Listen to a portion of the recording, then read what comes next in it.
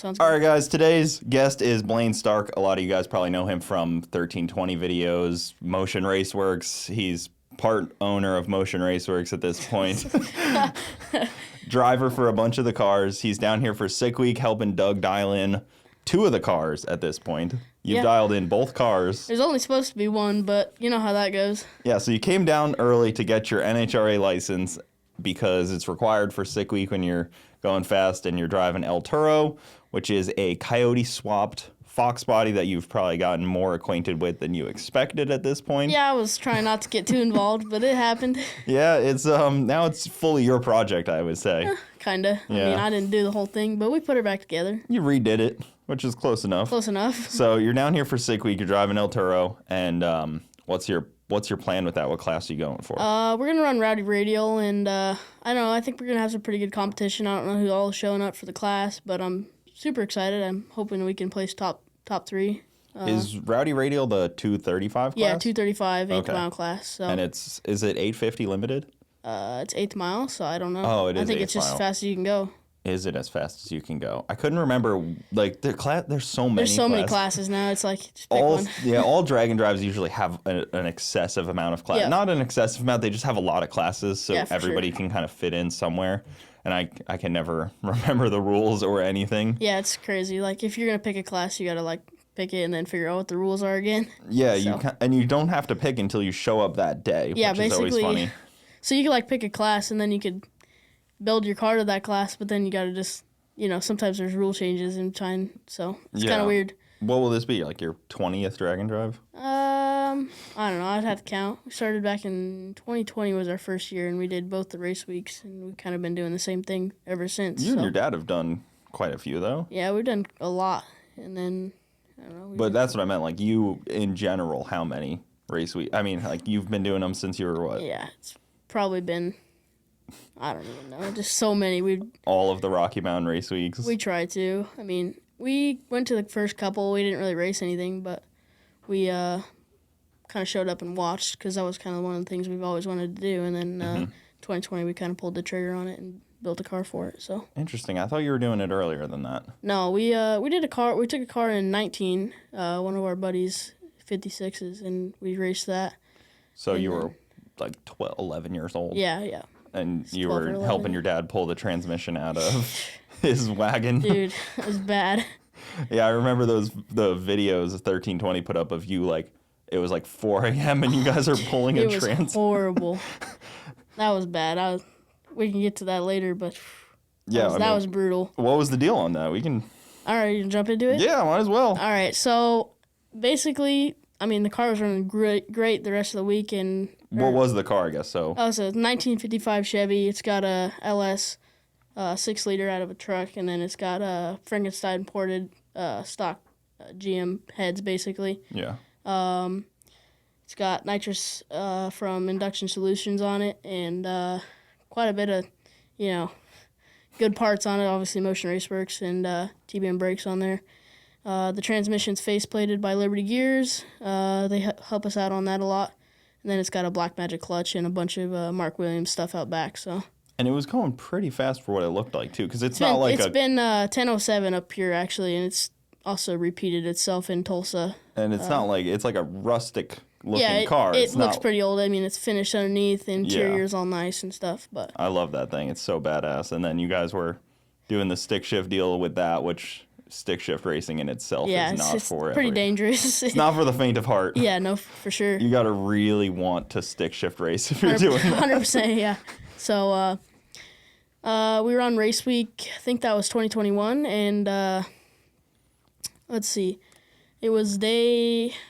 I don't know. We were at Bannermere, so my dad's shop's actually out of Denver, and so we kind of had a bunch of parts there. But to get to how we got to that spot, the car was running really good. It was like mid 10s all week, and then I think we were just starting to ramp it up, and we actually didn't catch it for some reason, but I don't know if we ever fully figured out why it did that, but it seemed to develop like a hot cylinder at the back of the engine. The number 8 cylinder was kind of getting hot more than the other ones.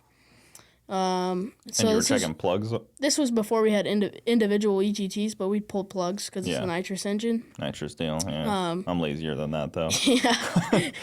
I try to avoid pulling plugs as much as possible. Oh, yeah, we pull them like every pass. So we have, at the beginning of the season, we have a box full of spark plugs like that big. Oh, shit. It's pretty crazy. Those things aren't cheap per plug. No, they're not. Well, so nitrous life. Nitrous life, you'll have that. Yeah.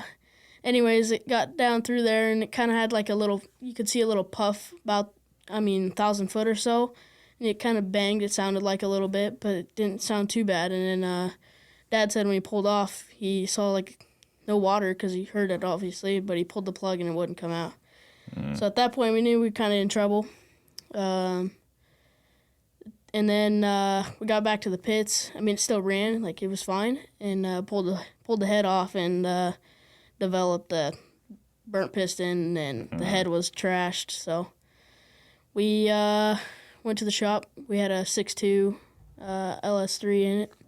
So that was laying around, and the then, nice motor that you guys kind of tore up. Yeah, that was the nice motor that we tore up. Yeah, Frankenstein heads and all that. Yeah, good stuff. So then we had a 6.2. It's like a truck motor 6.2. It was actually it was an LS3. It was okay. Yeah, it had all intake and everything on it. Did it have a cam in it, or is it just like no stock? It was a crate engine. So it was slow. It was a pig after that, but yeah, and then nitrous on top of that wouldn't have been happy. No, and we still hadn't fixed our problem yet, so we weren't sure if we should even put it on there yet. Yeah. And so it went like 1250s after that, but anyways, we got back to the pits. Figured out that it was hurt, and Dad called the guys at the shop and had them bring us up the engine, and so we got to work pulling it, and it was a long night. Yeah, it was a long night. I was gonna say you could have brought the car to the shop technically. Yeah, but we would have had to put it on a trailer, which controversy there. Yeah, as long as you're putting it back on the trailer to the same spot. Yeah, it's okay by the rules, but I guess it is. It's race week, so you never know. So it was cooler to do it at the track anyways. It was cooler for optics, but I'm sure it wasn't funner. No, it was not. On 4 jack stands to do the engine on. That car actually has Pro Jacks under it for Profab, so it's not too bad. It gets pretty high. Yeah, that's super nice. It helps with the maintenance a lot. So. There's not that many 10-second cars with Pro Jacks on them. No, definitely not. Definitely not. That's not the most common thing. It's one of our efficiency things with drag and drive stuff. And once you buy Pro Jacks, they're easy to put on any car at that point. So once you have 100%. The initial investment of them, anything can really have it, especially if you have a clutch that you need to service a lot. Yeah, that's the main reason we got them. Yeah. So we can get it high enough so you can get under there. Do you plan to develop that car more? No, that car's actually sitting now. The engine's going to go back in it so we can just drive it around. But we're actually working on my car now, so... Are you gonna put a stick shift in your car? Oh yeah, yep. It's gonna be pain then. Yeah, I like pain. It's pretty fun. the pain of stick shift racing. Yeah. I don't have the patience for counterweights. Yeah. And weighing things. Yeah. No, that's one of the biggest things there. Breaking out the scale every time. Yeah, scale. Yep. I have to look at my tune-up and weigh nuts and bolts. 100%. I'm like, I don't know about this. You know something about it. I understand. Yeah. I understand the idea behind it.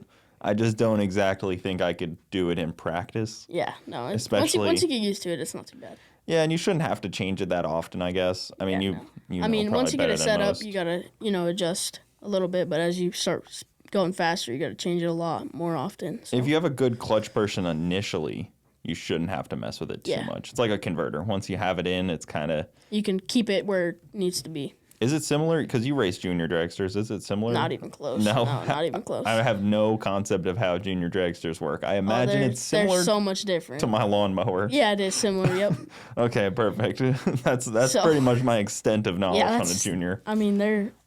Juniors are super crazy, and in fact, the outlaw racing around here it's getting out of hand pretty fast. Like holes in floorboards and stuff like that to keep them light. Down this way in Florida, you're saying? Because I know we have a big junior program in Florida. So they actually have an outlaw class, so they only run 330. I don't know if you ever saw that, but I've seen I've probably seen it. Yeah, it's but fine, I may not notice. Yeah, I see what you're if saying. I'm not like if somebody doesn't tap me on the shoulder and like, hey, that's the Outlaw class, I probably won't notice. Yeah, you probably won't notice, but they only run 330 foot, so that's interesting. Yeah, they're all loud. Yeah, they're all loud. Yeah. You can hear them at the 330 foot mark still making noise. Yeah. So that class is pretty crazy, and we raced that back at home in Denver, Bandimere. That's a fun class to run, and it's really it's fun because you get to try to go as fast as you can, of course. Yeah. It's like wide open Outlaw. But then even if you qualify at the back of the field, you still have a shot because it's still a bracket race. Oh, interesting. But I suck at bracket racing, so I don't have a shot at all. Yeah. Honestly, I need somebody to explain bracket racing to me better because there's actually so many lucrative things that I don't even fully grasp on bracket racing because I've never done it. And I understand heads-up drag racing pretty well. But then there's all these bullshit that bracket racers talk about that I start to get lost on. Yeah. And I'm like, I'll just stay out of it. I'll just stay out of it. I'll just stay out of it. But then, so you can just go as fast as you want in those things? So, there's got to be a limit in the Outlaw class. I don't care, but what are people going, like 70 miles an hour? Yeah, to the 330 foot. To the 330? Yep. That's pretty fast. Yeah. I mean, if you stay in that, I guess you're probably geared out, but like that's like 100 mile an hour. Yeah, it's probably in the 8th. Yeah, that's cooking. Yeah, and what age is that? Like 11 years old? You could do that at 13, I think. 13 years? Yeah, that's pretty serious. Yeah, it's pretty serious. So me and my dad actually built a car. And I don't know if some people might know who Jerry Fritz is, but we all built a car, a junior actually, and it was an Outlaw car that we raced, and we still have it actually. And it was like one of the first cars to ever do a wheelie, first juniors to do a wheelie, like a couple feet off the ground wheelie. So. At Bandimere? At Bandimere, yep. I was going to ask, like, how much prep do they really need? Because if you're only going 330, you could probably race juniors in... There's very little prep, honestly. Yeah, I mean, if there's a little glue down, it's good, but it's not even close to radial prep. That's what I'd imagine, because they're kind of like dogs out of the hole. Yeah. Like, they don't really, have much... You have to get after them out of the hole. Like, our juniors will go 150, 60 foots. Like, they're getting after it pretty good. The Outlaws must be pretty serious, because some of the ones that I see, like, they don't seem to leave that hard, and then they just kind of like... The Outlaws are serious. I saw I saw a titanium, everything on one of them. That's crazy. I've never seen that. I was like, why are you guys putting titanium on these things? That was probably an Outlaw car. It makes sense, because I keep seeing these chassis pop up, and maybe because I have a kid now, they keep showing up in my feed. They're taunting me. But what do you do for an engine in it? It's a single cylinder based off of Briggs & Stratton, but all billet block, billet head, billet internals, crank piston. Ported everything. It's serious. 4 inch and 3/4 bore. It's inch and 3/4. Inch and 3/4 bore. No, wait, no, that's not. No, hold on, I can't even think about it. That ain't right. And then what do they just direct drive right to? Yeah, so it's crankshaft out to a clutch, and then there's another clutch behind it. We call that the reverse driven, and then that goes out to a shaft that goes to the rear end, or goes out to a shaft that goes to a chain that goes to the rear end. I need to look at these more because I feel so out of the element on them in any way, and I feel like I should know about them a little bit, but I just never really paid much attention to them. They're pretty cool once you get into them. There's a lot of stuff going on, but it's really simple. I've always heard stories at Bradenton where the dads start to fight, and oh, dude, and that's another story. I've heard where Bradenton's I'm shutting this race down right now if you guys can't. It's bad. All cooperate. The track parents, they're horrible. I mean, dude, you'll have people just doing their thing, and then you'll just have this other person that comes up and's like, "Why are you doing that?" And then it's like, dude, quit judging. I'm just doing what I'm doing, and then I don't know. Fights breaking out. And then kids. Between them, yeah. And then the kids that don't actually want to be there racing. Yeah. And they just want to be screwing off, playing in the grass or something. Exactly. And so then. Because there's got to be the two sides of it. Oh, there's definitely. You wanted to race and want to race. Yeah. But then there's probably people you race with that are my dad wants me to race. Yeah. And then. No, I guarantee is, I don't know, it's probably a little under half, but. Do you have TBMs on that thing? We tried. Some of the hard things was we have on the Outlaw car we have an aluminum rotor, just keep it light, and I know TBM does a little bit of that, but I don't know. We just never got to only it. like this big. And they mount weird, honestly. Like, specific junior stuff all mounts super weird, so. I always like watching them stage it where they're like hopping. Oh, yeah. Kind of like doing like a little shimmy to get it into the beams. You have to like shake it because the glue on the track actually will stick to the tire and it won't move. It doesn't have enough. So is there a strategy where you try not to be in the glue as much to get a little bit faster? Usually try to be in the groove. I was going to say, because like if the glue might slow you down a little bit, you can get traction out of it. You only usually see them hobbling around on the in the littler cars because they don't have as much torque to push them through. Not your billet. Yeah. Billet big block. Yeah. Not my billet big block, Yeah, the billet big block Briggs and Stratton there. Yeah. She's got the power to make it move. Yeah, sometimes they'll get stuck, but I don't know. You give her a little shimmy and she'll sometimes move. Sometimes you'll have to have your dad kick your tire. But Outlaw racing. I feel like that's something that's going to get shut down if they keep pushing it too far. Dude, these junior parents push it far. Like they're going to have to reel it in because any drag racer, if you say go as fast as you want, it's going to get out of hand. There's weight limits, but still, like, some of these cars are crazy. And I guess if it's engine limited too. A little bit of that, but I mean, really, it's as much power as you can make it. Huh. But. And do you have to run a certain fuel? Do they like? Can you run like nitro? It depends. No, you can't run nitro. You can run M5. Like some tracks are pretty spicy. Some tracks are a little skeptical on M5, but most cars run on M1. So. I mean, that's no I didn't nitro. Expect them to like run you can't on have M1 either. Can't have a custom nitro blend, but well. I'm sure there's probably a few of them. There's probably a few of them, but I'm sure you can hear it when it's on nitro. Oh yeah, I'm sure. Yeah, there's definitely an audible difference there. But yeah, we've ran on M5 before, and that's usually in the Outlaw classes what we run on. So it's just like NA racing at that point. Yeah, it's basically NA. NA. Yeah. Then no boost or anything. They don't allow that nitrous or anything. Yeah, I don't know how happy those engines would be with boost, anyways. They'd figure it out. Actually, one of my buddies works at JR Race Car, and we're actually really good friends. So we built a turbo kit for one of them, and we're still working on getting it finalized and stuff. You gonna put like EFI on it then? I don't know. Just send it. Put like a little I think Fuel Tech makes like a little Fuel Tech that they put on the a lot of guys use them on like the Honda Groms. Oh, really? And they put like a little Fuel Tech on those things. Oh, yeah, and the jet skis. Yeah, I've seen and that the on jet the skis. So, I mean, realistically, you probably could, but then at that point, you're probably just putting so much junk into it. And you can't run you can't run a Fuel Tech or anything on those. They just don't allow it. They don't allow any like ignition boxes or any like staging boxes or things like that. You can't just have foot brake. Foot brake only.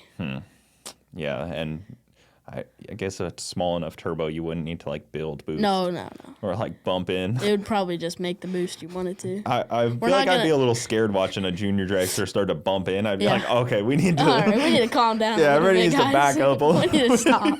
That kid's 11 years old, 13 years old. Yeah, you just see a kid over there on the two-step, just pop. Yeah. It'd be pretty cool though. And then it's a belt on there, right? Yeah, it's a belt so driven like from clutch to clutch, but it'd be kind of. I don't know, because Can-Ams have like a gearbox. Like, don't they have a gearbox? I don't have anything. Not the I don't have any X3s. idea. The older ones were clutch to clutch. Yeah, so that's what we have. CVT style. So did they do trans brakes and stuff on those? They don't, but they work really well. Huh. Okay. So I guess technically that style could work. Because like it's just too hard to grab the clutches because as you go up in RPM they smack together basically like a clutch. Yeah, and then like the Can-Ams have a lot of crazy clutching stuff that they do, like billet stuff, like all kinds of badass. Yeah, so like our stuff's all billet. Yeah, you do like weighted stuff for RPM and everything. It's probably same style. Yeah, it's same style. Yeah. Interesting. Yeah, so I mean, I guess there's probably a lot of crossover on that. Yeah, I'm sure there's. Because it's CVT style, whereas it's probably our diameter's probably a little smaller. Yeah, those are like. Yeah, those things are probably huge on the Can-Ams. Pretty spicy. I mean, they're heavy vehicles with 300 horsepower. Yeah, they take a good amount to move. So, what's your project car? So I got a 1956 Chevy 2-door post car. I've heard you're kind of an expert on those things. Oh, kind of like Tri-5 Chevys. Yeah, I've kind of always been around them. So I've heard people call you for the advice on which is which and years and We try. and post cars and things that I haven't been around much of. Yeah, so it's gonna be a stick shift car. It's probably gonna get a Liberty. LS swapped. We'll see. It's gonna fit anything that we want to put in it, but Any GM style engine maybe.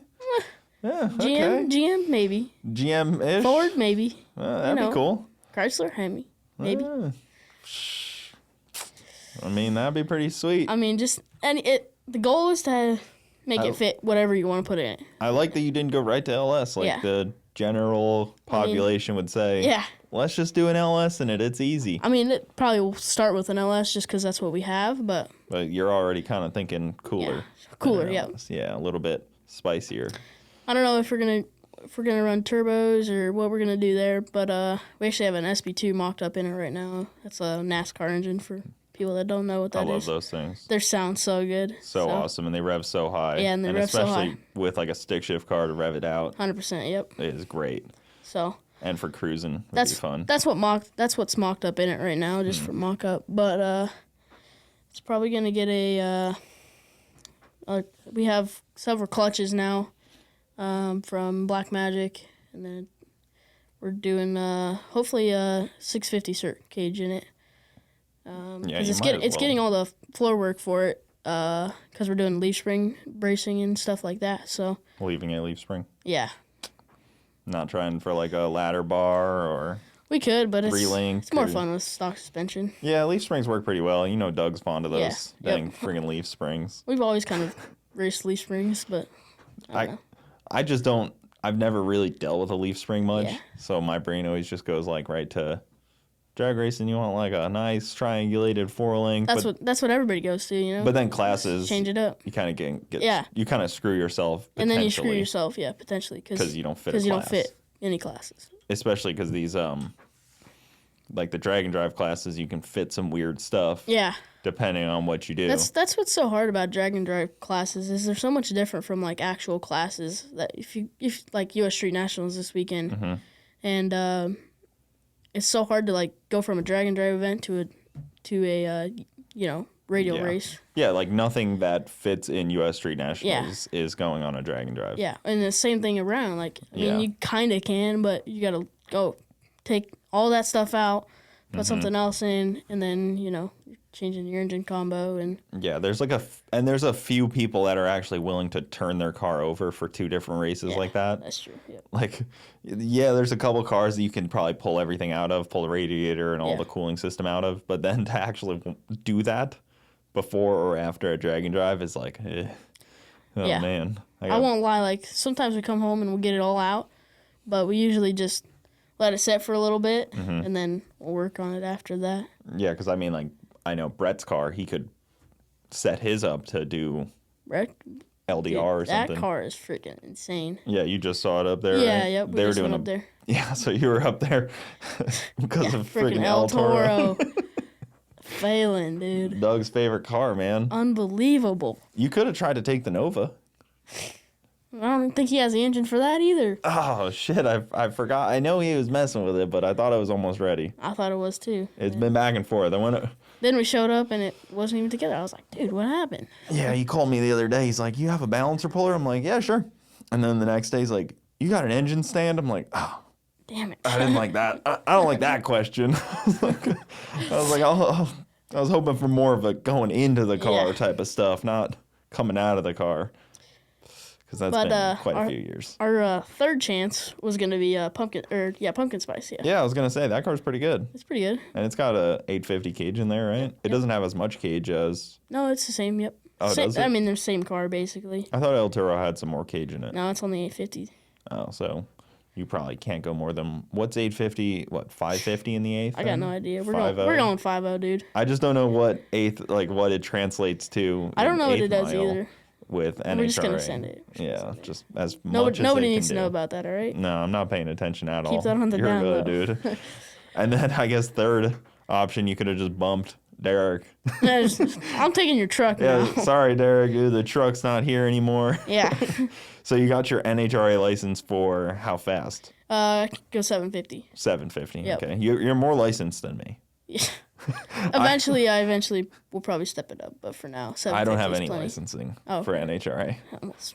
I just never paid attention to that. I like did all my passes, and then they were like, oh, like I was doing my passes, and then it just seemed like they just wanted money. Oh yeah, that's NHRA I was for like, you. this isn't actually about me being safe at all. This No. is just about me having $200. Yeah. And I was like, I have I have a box of time slips. I'm confident in myself enough, so I just kind of ignored it. But you need it for drag and drive because that's the problem with me is like people look at me and they're like, dude, that guy's not 16. So then they're like ask you for that stuff. So yeah, well, John Sears, man, come on, tell him he's fine. He's a tech guy there. We'll be all right. I think it's just Gainesville that requires this level of difficulty because like Bradenton, Orlando, and South Georgia are pretty outlaw tracks, and then Gainesville you get to this like. Oh, it's an NHRA top sanctioned track. Like they know. run an event there and. NHRA top sanctioned track means they do one good event a year. Yeah. And then the rest of the year it's pretty much closed. Yeah. They just do Gator Nationals there, and then the rest of the year kind of just maybe you'll do a test and tune. That's really it. I've never been up here really. Like I'm not up here for the summers or anything. Yeah. So. And like Bandamere was NHRA, but they did events all the freaking time. Yep. I don't know what they're doing this year, but I think they have it another year, don't they? Not that I know of. I feel like I've heard rumors back and forth. There's a bunch of rumors about that it. They have another year of it, but they already lost the parking. Right now, it's Copart is buying it, but I don't know. There's rumors about Copart wanting the Bandameers to run it, but I don't know. That's just a rumor. I guess until they tear it down to put an actual Copart facility there. Here's the thing. There's houses being built across the street, so even if the Copart tears it down, I mean, they're not even going to last that long either because pretty soon the government's going to want that for houses. So yeah, I just don't understand. Like, yeah, let's park a bunch of totaled cars on this beautiful side of a mountain. Yeah. At least put a house there. At least put a house. Like, if you're going to tear it down, I'd rather at least see a house there than like a bunch of junkyard cars. Yeah, a bunch of like a junkyard, but I'd rather them not tear it down at all, but if given the option, at least put like a strip mall or something stupid, a restaurant. Just the Copart is crazy. And it's funny, you know why why the Copart ends up buying drag strips? Yeah, I have no idea. It's because drag strips are already zoned for like, oils and fluids and stuff. So they already have this like and it's all flat. Zoning of like flat, and like the EPA kind of doesn't pay attention to them as much because like it's already a dirtier place, technically, I guess. So they're able to kind of get into there and make it a junkyard because it's already. Makes a lot of sense. Yep. Because you're not going to go buy like this beautiful field that has just like plants growing in it and then put a bunch of leaking cars. Yeah, no, 100%. So That's a bunch of sense. They force drag strips out by government requirements. Or here's a bunch of money. Yeah, I know Copart's tried to buy every track I've ever talked to. Yeah. Like plenty of tracks. I'm sure. Yeah. In Florida, they've tried to buy facilities at, and even Houston Raceway. Oh yeah. When there was that flood, they stored cars there. Oh really? Yeah, for the insurance companies. They didn't sell it. They just rented the whole facility, and they were making way more money than renting than. Oh yeah, I'm sure. Running a track. Yeah. And they had to do nothing. Yeah. Besides just like open the gate. Yeah. That was it. But I don't know. What's your strategy here for El Toro then? Is it you and Tanner? Me and Tanner. Tanner at TBM, who drives the it's a Chevelle. Chevelle. Yeah, let's go with Chevelle. I don't know what year it is. It went 690s, didn't it? Sure, I got no idea. I'm pretty sure he's been. It's been fast. It's been right on the cusp of sixes. Yeah, and then super badass hot rod. Yeah, it's pretty sweet. Yeah, he built that himself, and then Doug shipped him out from California to work in Bradenton instead. Yep. So shout out to Tanner, but he's your co-pilot. Yeah. So Dad was gonna do it, and then he actually has a show to do next weekend. For a car show. Yeah, for the shop. Mm-hmm. So, yeah, because your dad builds custom. Yeah, cars. Custom cars. Like not custom drag cars. No, but like custom hot rods. Like hot rods, like low riders and like badass things like that. Not low riders, but like custom. I didn't know what I guess. Top show. Yeah, I don't know. I've seen the cars there, and some of them seem like. So we do Riddler car. Like we built a Riddler car, which is like the top car show ever. And we actually went to the Riddler and won. Yeah, I don't know much about Yeah, car no, shows. That's quite a world. That's pretty crazy to do. Like, and you then don't see that. do they usually end up going across an auction block? I would guess at some point. So that car actually got shipped out of the country, and then Probably ended up in Dubai. it didn't sell. So Interesting. came back. Huh. So, anyways, Tanner's coming along this week, and we're super pumped. We just got the engine in it last night and drove it up to Bradenton. So we're confident. Yeah, in drove it to the Toro. track. Yeah. Make sure shake it down a little I after. did a little shakedown. Yeah. So what happened? So you made a pass in it. No, right? I didn't even make a pass. Oh, I thought you tried to make a pass. No, they literally started up, and they thought it was residual water because it knocked it must have cracked the head actually when it heard it at the Christmas tree race. And so they thought it was just residual water sitting in the pipes from when that happened, but it just water kept coming out. So something was wrong, and then they found that crack in the cylinder head. Exhaust chamber. Yeah, so it cracked the cylinder head, which is rare on a Coyote. Yeah. Like I was talking to Jim about it, and he was like, "I don't not expect." Brett even said he's like, I don't even see that happening like very much. It didn't even happen on Brett's car. No, it hasn't even happened at on Brett's 3,000 car. horsepower. Dude, that guy is crazy. And then it happens on your freaking Happens on El Toro. 1,200 horsepower El Toro, whatever it's making. It's pretty crazy though. I mean, that thing was together for a long time, and it's there's nothing done to it really. Yeah. I mean, it's literally stock out of the. Well, that engine was pretty freshly in there, It was right? pretty fresh, yeah. Yeah. And then, so you guys had to pull that out, bring it up to Real Street where Brett's at, Yep, and then he put a head on it which is for like us. 3 hours away. Yeah, with traffic, it's horrible. Yeah, I getting to Orlando's the worst. Yeah. And then putting a head on a Coyote, that's And then we put a head on the Coyote and That's brought like it a back. whole thing. Put it in yesterday. how long? What kind of process was that? Was that a? I don't know. Brett did all the work. He was like, just stand over there. You'll be good. Yeah. He knocked that out in like an hour and a half. Yeah, because like an LS is nice and simple. Yeah. You hardly have to do anything. No, we would have done it in the car if it was an LS. Yeah, a Coyote, you have to freaking deal with all those chains and all those cams. That's and, why we didn't do it, because we're like, we're going to mess up those chains. So. Yeah, and he has all the tools and stuff. Yeah, and he has all the tools, yeah. Because I know on his deal with the copperhead gaskets, it's like a whole process to do. Oh, I have no Because you idea. have to like heat it, Oh, yeah, you have cool to it, heat it again, retorque everything, heat like without the cams in Yeah. there, and he heats it out of the engine, out of the car. Oh, wow, that's crazy. with like a heat pump that he'll hook up water lines to it, Wow. and he'll run hot water through it to heat it up, and then he'll retorque it. Oh, that's crazy. Yeah. Yeah, so it's like El Toro was good. it's like a multi-hour process to get that thing. We just did that hour and a half. We're good. Yeah, and an LS you just blow the head clean off it and Yeah. put a new one Put a on new one on. That's what we did. We just put every couple weeks. this one off and then that one on. We're good.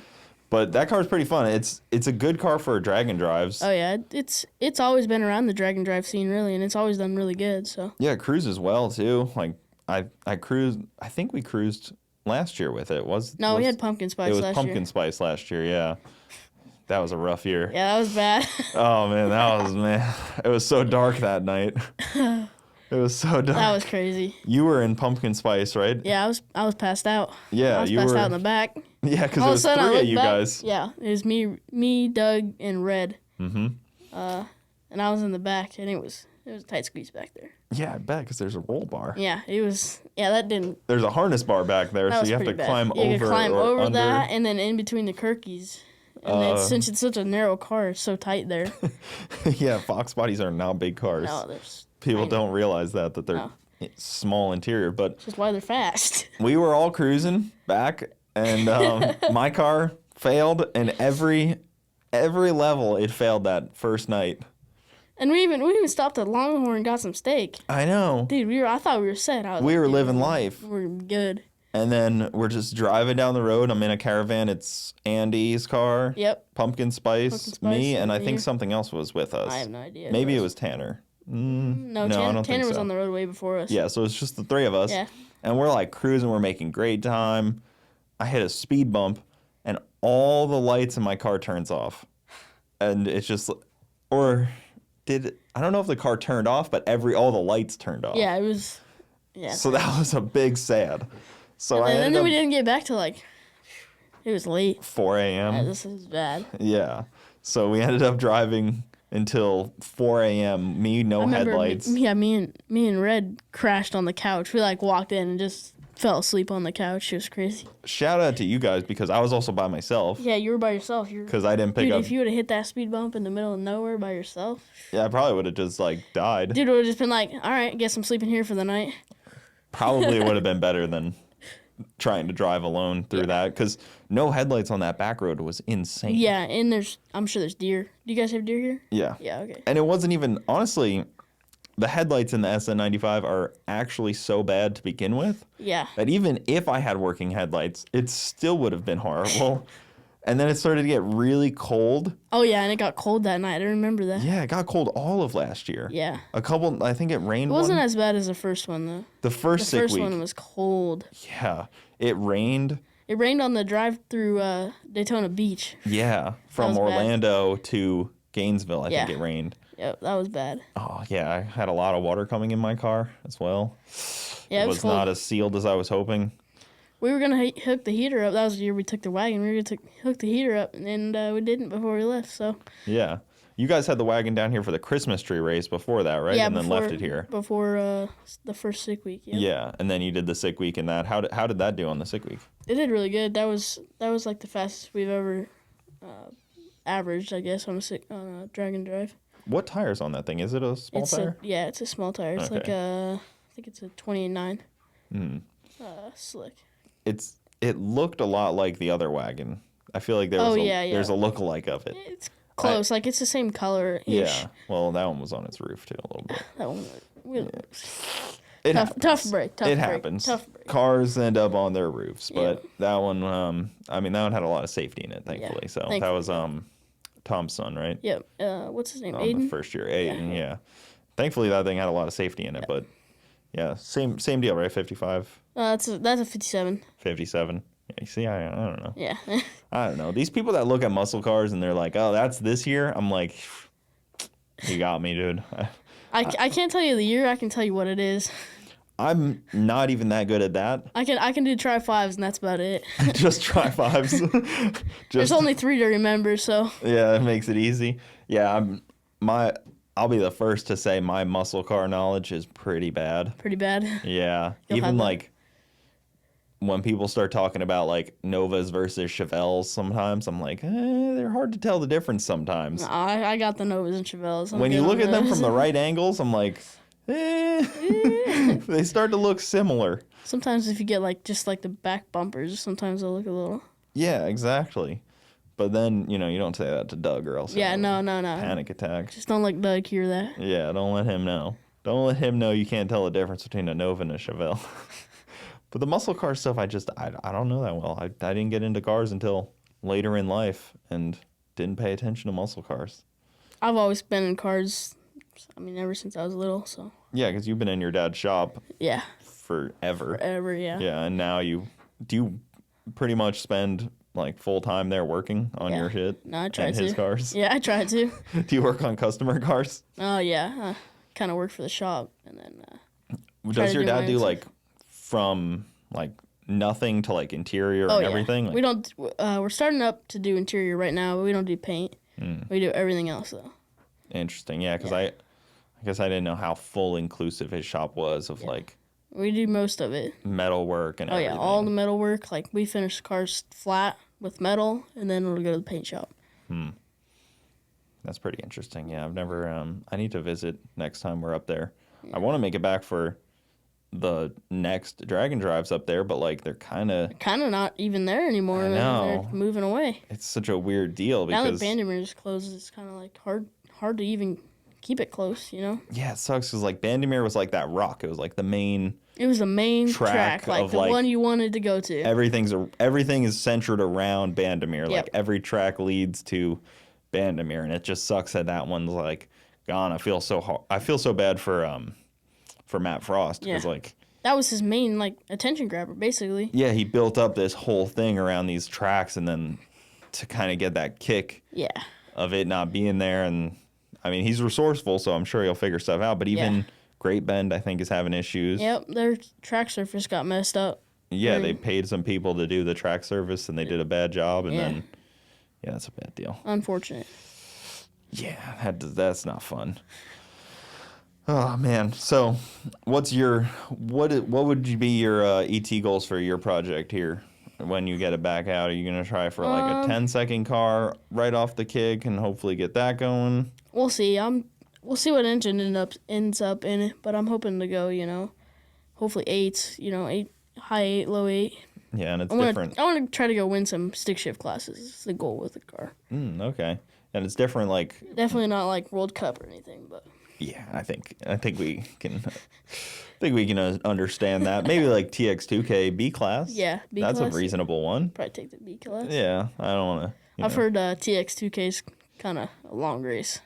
It is. Yeah. It is a long. Well, you do dragon drives. It's 7 days. Well, yeah, I've heard that's like nonstop oil downs. There's a lot of those. Lambos crashing and. Yeah, but there's quite a few Dragon Drive slowdowns as well. Yeah, there's definitely that, but I mean, try not to be as many. If you're not in A group at Sick Week, oh yeah, you're hanging out at the track. You're hanging for a minute. Yeah, especially if you're in C group. I think I was in C group last year and you gotta B at least get in B group. Then you at least have a shot. So for people that don't understand, Sick Week is A group. Is the fastest cars. Fast cars, yep. They get first lick at the track. They get like an hour or so to run through the whole class. On your whole class, yep. And then they go to B group. They get kind of the same amount of time. Yeah, and sometimes you don't get all your time. Yeah, and of course cars break and oil downs and stuff, so it gets longer. And then they go to C group, and by then it's like. And by then it's just, I mean, if they call C group, anybody's going back up there. Like. Exactly. Everybody's just trying to get their passes in by then. So then you kind of end up sitting at the track by your vehicles a little bit for quite some time. You get to talk to everyone. C and D group. You get to watch all the racing, all the fast cars. Yeah, that's the only thing. I mean, I like Sick Week. Just the only thing, Sick Week and Drag Week do the same thing. It's just, I like how at Race Week and stuff like that, they call by class. Mm-hmm. It almost seems better like that because they can zip through that class and then get to the next class. But, and I get why they do it. That's not me sense. trying to bitch about it. I understand that the A class and B class need to get the hits out of the way really soon so they know if they have to figure something else out or do something else. I get that. And that's the only reason that people want to go to that event. That's why the C class and D class cars are there basically. Mm-hmm. So they got to at least get that in. Yeah, and I completely understand that. But if you're friends with somebody in A class and your car's in C class, just know you may not be riding with them. They may finish up soon and be gone. Like Devin Vanderhoof all last year. Yeah. He was at checkpoints while I was still just waiting for B class. Yeah, just waiting for the class. I was like, B class isn't over yet, and this guy's at a checkpoint already? Yeah, it's like, what? How? Yeah, it didn't even make sense. I was like, okay, I need to be in A class. Devin Vanderhoof last year just blew Rowdy Radel out just. Yeah, he ruined that he literally brought I don't want to say it's a pro mod because it's definitely not. Yeah. But he brought a 275 car and put it on 235 and made it go down, which good for him. Yeah. Just I don't know. He made it go down. Also, one hit every pass. So he got the job done. I mean, he did. He executed it perfectly. He saw the rules and he went for it and he won. There's no saying he didn't. I think he went like a 430 on a 235. It's like whoa, okay. Nobody's doing that. Yeah. In a convertible Fox body. That thing's so cool. Man. It was awesome. Convertible scares me. I was like, man. Yeah, I don't know about racing a convertible. I like to have some sheet metal over my head. I do enjoy it, even though it's not very thick on a Fox body. I like it being there, even though the cage is more important. It's just I get scared of any convertibles because I was watching World Cup one year and I watched F body at like 1,200 feet. The convertible went whoop, and it just turned the car right into the wall. Just because it went straight up. Yeah, it went straight up and then it just grabbed it like a parachute and just turned it whichever way. From that moment, I was like, you either race with the top down if they let you, or you just, I don't know. I don't race at all. Yeah, or just build a hard car top with a roof on it. Yeah, build a roof car. I'm cool with a roof car. Yeah, I don't know. But Devin kind of just destroyed that class. And it I'm was one and hoping- done passes. I'm hoping this year he comes out and just destroys the whole event. Like, that would be awesome to see a small tire car win the whole thing. He's very outspoken against his big tires. Yeah, no. Very He's not with them floppy tires. No, you show up with a floppy tire near that guy, he's gonna. But the floppy tires don't do well at these radial prep races. That's the problem with this event. I mean, for slick for cars. floppy tire cars, yeah. For that big, wide tire. Yeah, for the low IQ. The floppy tire guys. I'm just messing with them. I'm just messing with them. You better I like just them. turn that dial all the way up, because Yeah. Well, they try to drive through tire shake. yeah, and it just shakes the car to death. Yep. And then you're gonna break your trans usually. It seems like the trans is usually the one to go. And that's a fun. Thankfully, those cars are easy to pull the trans. They're like right inside. That's what we're doing in my car. I mean, it's not gonna be automatic, but it's gonna come out the top. You got to do that so you don't have to. And if you can like put a clutch window on the inside, real nice. We've always ran a clutch window. Just now the bell housing will be able to come off because the trans will be like 4 bolts and then just slides back on a slider. The clutch windows are interesting though, because like if you have an SFI bell housing, you can't technically cut a clutch window. Technically, you're not supposed to. You're not supposed to. But you can buy a. Yeah, some of them you can option them up. You gotta buy the badass one then, not just like the QuickTime one. Yeah, The, you can't just buy the steel cheapo 2-inch. Yeah. Yeah, but the it'll be interesting to see Devin this year because he changed his car completely. Yeah. That's one of my cars to watch. Like that. Like there's always every year there's like cars to watch. That's one of them. Brett's car is obviously one of them. Garrett's got a car to watch with What's he taking? he's got mullet. Oh, is he taking it? Yeah. I thought they were taking Ruby. I think James is taking Ruby. Oh. Yeah, so that's always a good car to watch. Oh, okay. Alex Taylor's got her car out there. There's a whole bunch of cars here. Yeah, that's a. And Jeff Lutz. Oh yeah. Come back with his whatever that thing's called. He was so last minute on that. I know, and it was like, what was it, like 2 weeks ago? He's just like, He had to hey, have I'm been bringing my planning car like out. months.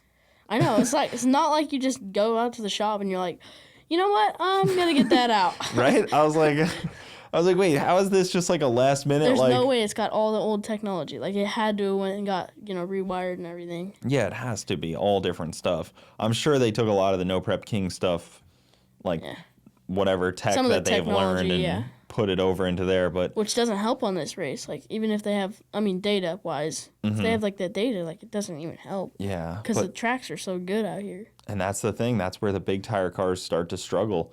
But that's the other flip side is if like you have a big tire car and it starts to tire shake, your first instinct. It happened to me. My car was like, I didn't feel right, but you're like, well, I need a pass. Like I need like. Yeah. If you need a pass, you're like, I gotta get through it. Yeah, and that ends up with people crashing or oiling down the track or breaking stuff because they're not going with their normal racing instincts. That's the only thing with drag racing. Or drag racing. Yeah, you don't go with your normal drag racing instinct of like get out of it. You're like, I need a slip so I can get on the road. Or if it is broken, I still need a slip. Like I can't pull off to the side. Yeah.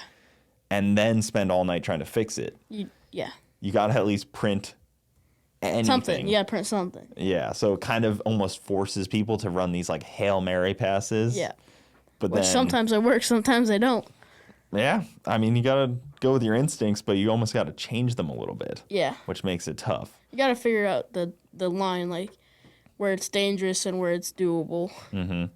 Oh, I saw Tom McGilton? Yeah. You see that deal? Was it fire? Yeah, I think his O-ring fire, which freaking injector O-ring fires, man. Oh, really? Yeah. I didn't even read it. I think it was an injector O-ring fire. Same deal with Tom Bailey. Happened to 2.0. Does he have one? Oh no, he's racing the He's racing the Durango. The Durango, yeah. That thing's so wild. Thing's I was crazy. like, what was the concept behind like a Durango? Out of all things you can build, like you're gonna put a chassis under anything. You go, I mean, hey. That thing would be cool with the screw blower in it, like they had mocked up in there for a while. Yeah, it's got like a 4-liter blower on it too. Yeah, it's got a big Whipple. I think it's Whipple. Yeah, something like that. It's a big dog. It's a big dog deal under there. It'll be interesting to see some of the other like stuff that comes out because every year there's always like a an array of like weird Yeah, and just vehicles. new weird vehicles. Yeah. And then you often don't see them at the next track. Yeah. There's all these like weird vehicles, and well, then that's like the thing with drag and drive people is they like build them at the last second. So then you just have like this car that's not even finished and it shows up to tech, and they're like working on it while at tech. It's like, just finish a car. yeah, that's always been weird to me where people are like so last minute on these cars, and like it's not a surprise. Like this event is the same time every year. Yeah, it's the same area every year. It's not like they move the date up like 2 weeks. Yeah, and you have to sign up for it. Yeah. Like 8 months ahead of time. Yeah, it's like, dude, just start on your car 8 months ahead of time, and you won't be in this situation. You'll be tested and ready to go. Get a test hit in. Yeah. And I get some people, you know, like Chad Fegley with the stick shift Corvette, like he was on the dyno and melted a piston That's different though. 2 weeks ago. So he's putting a new motor in it. It's not like you're building a brand new car. Yeah. To run it. But then these guys. A couple weeks away. I mean, I'm not entirely not guilty of that where my car was just finished. Yeah. At the same time, but it was also me working on it until it was finished, and then it just happened to be ready to go. Yeah. I don't know. I get Granted, why my trans let go almost immediately. I get why people do it. It's just like, I don't know. Get started on your cars a little earlier, and then you're Finish your shit, dude. Then you're not worrying about everything like every 2 seconds. It sucks. There's always this drag and drive thing that I talk about too with people is once your car breaks and you're like 1 or 2 tracks in, or you're like at the event or something, like you get to this mindset of, okay, I'll have to buy that, and then you buy that, and like the snowball of spending money to get your car fixed at the event because you're like, I need to overnight this or well, yeah, something. And your trailer's so far, it's like, how am I going to get there? So you're like, oh, okay, well, let me see if I can fix this. Let me put a couple $1,000s in this, and then let me go get my truck. So it's like, you have to figure out how far apart the car is to the point where, where you can get your truck and trailer. Yeah, at some point you do have to cut your losses if you have a reasonable financial mind. Yeah. Some people will just completely go overboard on fixing their car, and I've seen that too. Everybody. Yeah, I've seen that too, where I'm like, you just spent a lot of money to fix your car in 24 hours. Yeah, and then it's sketchily done, so you're like rigged it together. Yeah, which we kind of did that too, but I mean, it happens. The ECU was sitting on the floor, and there was a couple sketchy things there.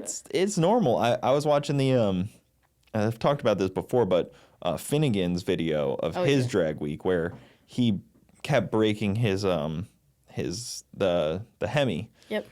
And they never quit, and they kept putting motor and after motor after motor that was pretty crazy. Like it was just a whole basically like 6 months of working on a car in one day. That's what it seemed like. That was cool that he kept going. Just a lot of work. It was very cool that he kept going. The video was cool from my point of view. I don't know if I would want to have been. I don't know if I would have been as cool with it if it was me doing all the work. Yeah, exactly. So at some point you almost have to just cut your losses, but I guess some people aren't wired like that. I mean, you'll have that. Yeah. I've watched quite a few broken cars somehow get fixed in time. Yeah, somehow, some way. People What was some of your favorite drag and drive moments and memories? Just recently, well, one of my favorite moments is probably doing that engine swap. That was fun, and it was a lot of work, but it was pretty fun. And then recently we got third in a new Mustang we brought out. Oh yeah, I think I remember seeing a video of that one. Blue. Yeah, Blue Fox 89. Yeah, that thing was cool. It was fast, and then we broke the rear end, and it was not so fast. Oh, I do remember seeing the rear end broken too. What was the whole story on that one? What event was it? What? That was Race Week 1.0 this year, or I guess last year, 2023. Mm-hmm. And it was great. Like we were doing good, and then the day before like that, small block Ford. It's small block Ford twin turbo 89 Fox body Mustang, and it was doing good. And then we got to the track that day, and everything was fine. But for some reason on the drive, it has a boost leash on it, and it failed. Like the screen went blank, so we had to scramble and get one of those. So we were kind of scrambling all day. by the time we went up to make our first pass, everything was good. It was just late already. And so, I mean, we had a decent A to B tune-up in it, and it let the clutch out from the green light and just broke an axle. Was it just a stock 8.8 in there? No, it had I don't even know what was in it. Yeah. It wasn't like the best What'd stuff. you guys do on that one? Just put 8.8 back in it. With Mark Williams you axles. did it at the... Oh yeah. Before we fixed it, my sister's Mustang, which is a 91 Foxway Mustang with a Vortec and a small block Ford. Her clutch went out, so we couldn't fix that in time just because we were trying to do so many things. Like we had 2 cars. Yeah. And you guys were racing the 2 at the same event, right? Yeah, 2 at the same event, and so that was a lot. How did it go with working on the 2? Were you guys like... we had to work on... I mean, we basically did all the work on our car, and she did all the work on her car. But the clutch went out on that, and we didn't really have any parts to do that. So she offered her rear end up, so we put that in there. So you guys pulled the rear end out of that one? Yeah. And then what track was that at? I was at Pueblo. Ooh. Not a place you want to get stuck. It scares you, huh? Yeah. Pueblo is not a place you want to get stuck at. If you're stuck overnight at one of these tracks out in Colorado... That would not be the one to get stuck at. Not my preferred one. No, definitely not. No, even the hotel. It's not a place you want to go to. Nope. Yeah, I got some... Anytime I've been to Pueblo, it's always a story. It's always a story, every time. Every time, yep. Like, sorry if you live in Pueblo and I'm talking poorly about your city here, but all the race weekers get scared when they're near it. And we're all like scared of Pueblo. It's bad. And it sucks because it's a cool facility. It's a nice track. Yeah, like it's a cool track. It's a nice track. You end on like a road course, which is fun. Yeah. Because the first time Because then you're like, oh, I want to go faster around this corner now. Yeah. Well, I did it the one time in the GT500. Oh, yeah. And, like, I got off the track, and I was like, oh, shit. I was, like, flooring it. I was, like, driving this thing faster once I got onto the road course Dude, like... than I was, actually. Because I was, like, ripping it at that point. I was ripping the GT500. It didn't care. It was, like, it loved it. It actually preferred turning. It preferred turning than going fast. Yeah.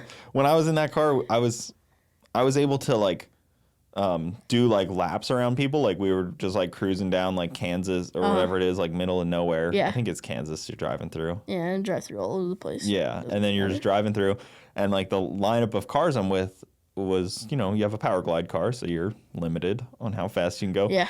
So I was with the camera guy, and I would just like do laps. I'd go like 20 miles that way, and then come back around, drive behind him a little bit, drive like go down. Like I was just kind of doing circles around him, and everybody kind of hated to watch that, but I was enjoying. Oh yeah, because you had to go way up there and drop the camera guy off, and then you come back and and I was just having fun because, you know, it was boring. Like, do. Yeah. And then it started to storm because that was a really stormy one. Yeah. It was like... What year was that? Was that 18? I think that was 18. Yeah. It got real stormy. I remember watching the videos from that. That was bad. Thankfully, I was in a full-bodied vehicle. Yeah. And then even a car... People don't realize if it starts to rain or bad weather in a car without a HVAC system, it fogs up immediately. You can't see anything out the windshield, and you can't clean it. You can't do anything really. You're just kind of screwed. You're screwed, yeah.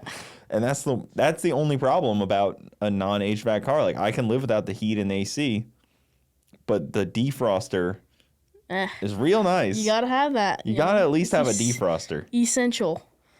It's kind of one of the few essential things on those cars, because my Mustang still has some HVAC, but not all of it. Yeah. And it's kind of like a mixed deal. Gotcha. But I don't know. I'd be curious to see if the fastest car this year is going to be a radial tire car. I would really like to see that. Yeah. I know Brett and Jim want to give her the beans. They made some steam. They made 2960 the other day on the dyno, and they got some plans to... Yeah, and they just put that new billet crank in it or whatever. Throw the beans to it.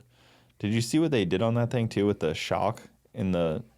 They put an air shock on the diff. Oh, yeah, I saw that. Just so it'd ride better? So that it rides nice instead of, like, so the tongue weight of the trailer. Yeah, so it doesn't just bottom out the shock. It's an overachiever. It's too much, man. Yeah, it's like... You got to take a shit box. Dude, he literally... the other day we were there. He's like, basically, if I needed to go race it right now, I could, but I'm just doing these little things.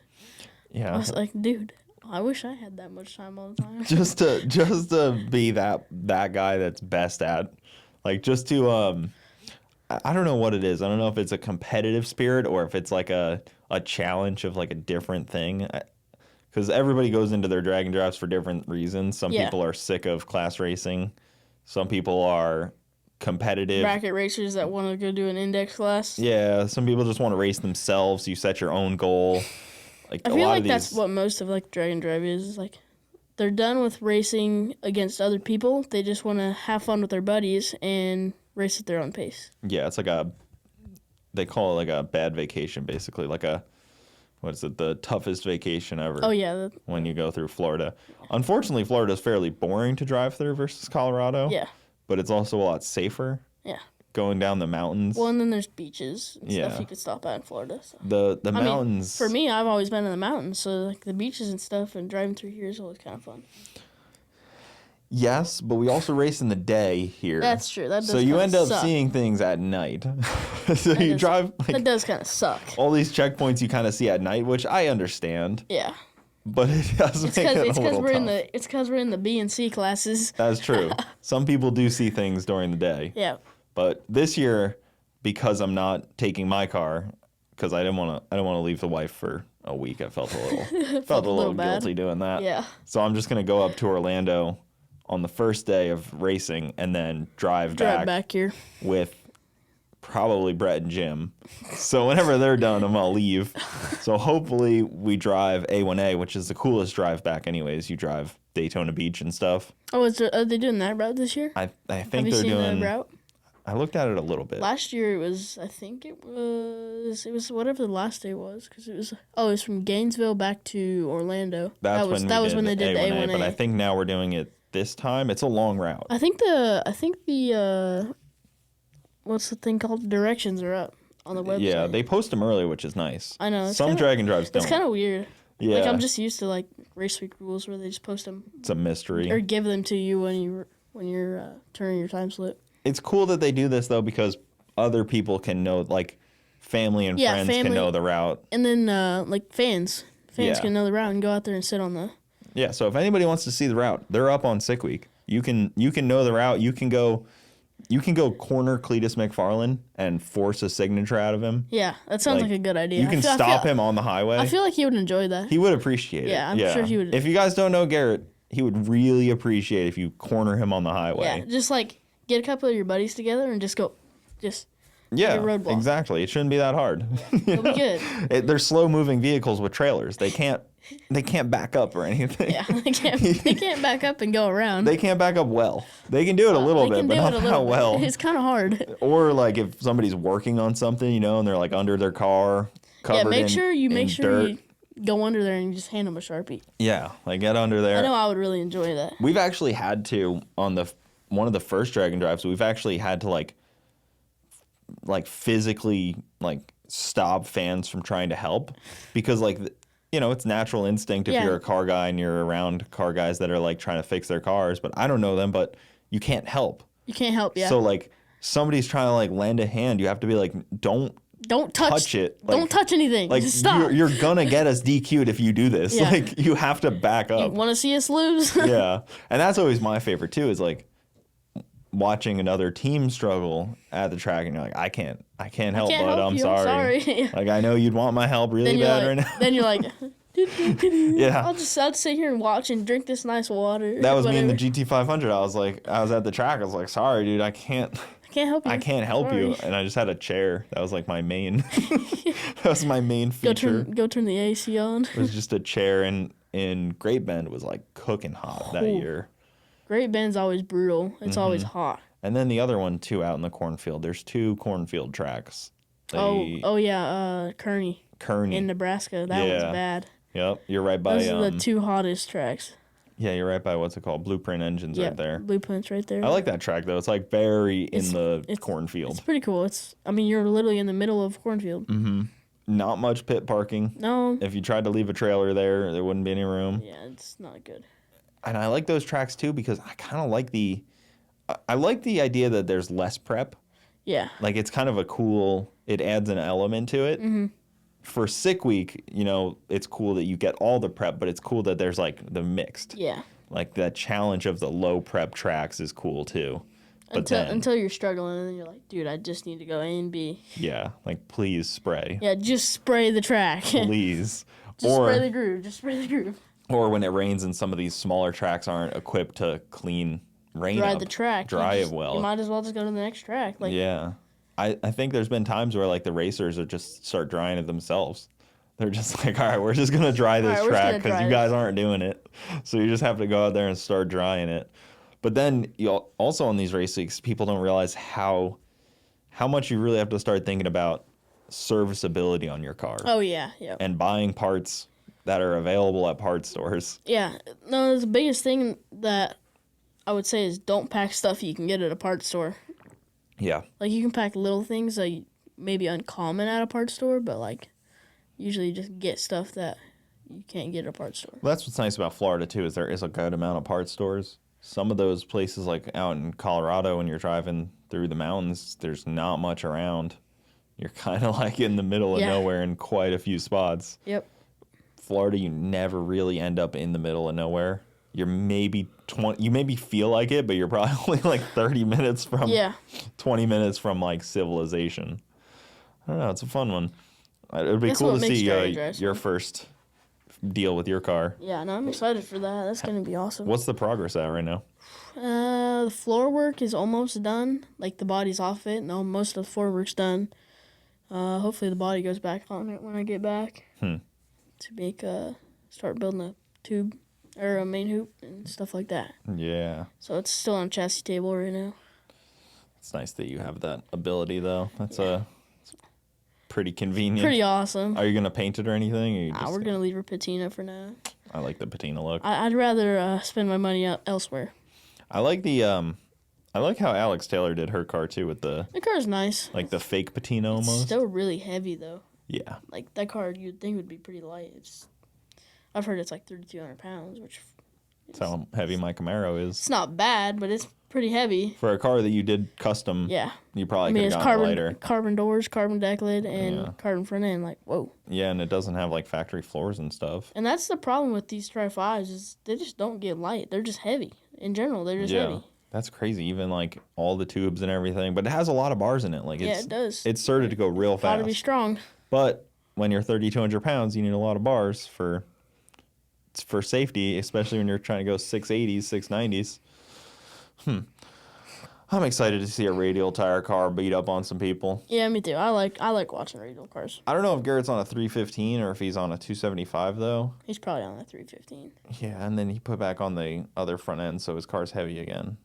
Well, it's always heavy. El Camino heavier than. I think it's like really heavy. It's kind of scary how heavy it is. I know. I always look around. I'm like, where do you hide the weight? Yeah. But it's just those dual frame rails that just this wide around. Chevy was like, this thing needs some real frame rails. 3x4 frame rails. Yeah. Well, good deal, man. This was fun. Yeah, this is awesome. Wrap this up. You post on YouTube, right? Yeah. Okay, where can people find you? Blayne's Therapy. Blayne's Therapy. Yep. Okay, I'll put that in the description. Yep. Are you going to be posting from this week? Yeah. Yep, 100%. Have you already posted anything yet? Oh, yeah. Yeah, I posted a licensing video. It was like yesterday. Okay. And then I got to hopefully jam out a video tonight. And I think there was a few Motion Raceworks videos that you were in. I think Doug even posted a video. Doug posted one yesterday. Big YouTuber, this Doug guy. Big YouTuber, dude. Yeah. You come around and he's like, I'm going to post a YouTube video now. I'm going to post a YouTube. Oh, yeah. Yeah. Is he going on Sick Week at all? No, I don't think so. I think he's going to go out to a couple of the tracks. He'll probably do my route then. Yeah. Just Bradenton and Orlando. Yeah, probably. I should carpool. Yeah, you should call and be like, hey, what are you doing? Yeah, hey, you driving up there? Going up there? We'll just go up together. I'm not trying. It just sucks that drive to Orlando so far. Yeah, it's horrible. It's a rough one. All right, man. We'll wrap this up. Appreciate you coming on. Follow him. Oh, dude. Careful. Broke my chair, dude. These things are cheap. But that'll do it. Thank you guys so much for watching. We'll see you guys next time. Thanks, guys.